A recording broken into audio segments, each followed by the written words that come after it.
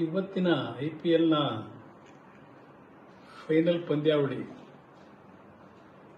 ಕರ್ನಾಟಕದ ಪ್ರತಿಯೊಂದು ಕ್ರೀಡಾಪಟುಗಳು, ಪ್ರತಿಯೊಬ್ಬ ನಾಗರಿಕರು ಈ ಬಾರಿಯ ಕಪ್ ನಮ್ಮದೇ ಅಂತಕ್ಕಂಥ ಒಂದು ಆಶಾಭಾವನೆಯಿಂದ ಹಲವಾರು ದೇವಸ್ಥಾನಗಳಲ್ಲಿ ಪೂಜೆಗಳನ್ನು ಮಾಡಿ ಈ ಬಾರಿ RCB ತಂಡ ಗೆಲ್ಲಲೇಬೇಕು ಅಂತಕ್ಕಂಥ ಪ್ರಾರ್ಥನೆಯನ್ನು ಸಲ್ಲಿಸಿದಂಥದ್ದು ಕಳೆದ 2-3 ದಿನಗಳಿಂದ ನಾವೇ ನಿರಂತರವಾಗಿ ನೋಡಿದ್ದೇವೆ.